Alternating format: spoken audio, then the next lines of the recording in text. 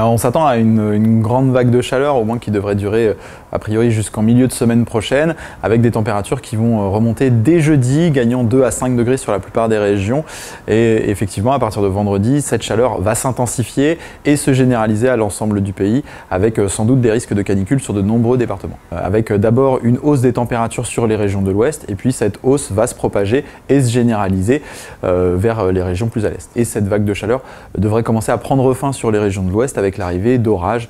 assez classiques quand même pour la saison. Et les nuits vont commencer à devenir beaucoup plus difficiles à supporter pour les organismes, notamment en Île-de-France, avec en plus le concept d'îlots de chaleur urbain, ce qui fait que les organismes vont être extrêmement sollicités dans les régions urbaines. Alors la masse d'air chaud, en fait, elle nous arrive directement d'Afrique du Nord en transitant par l'Espagne, et elle va se propager jusqu'à l'Europe du Nord et également concerner une bonne partie de l'Europe de l'Ouest. C'est assez classique comme situation, avec donc un anticyclone qui est bien positionné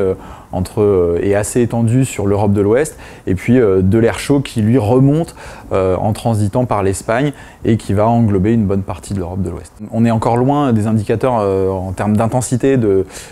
la canicule de 2019, canicule qui avait quand même été, on avait eu 2 épisodes caniculaires qui avaient été historiques, avec des records battus dans de nombreuses régions, y compris le record national qui avait été atteint en 2019, en juin 2019, du côté de Vérargues avec 46 degrés. Donc là on est quand même sur des indicateurs qui sont un peu plus bas, mais à une chaleur qui est quand même durable et qui va durer au moins 6 à 8 jours.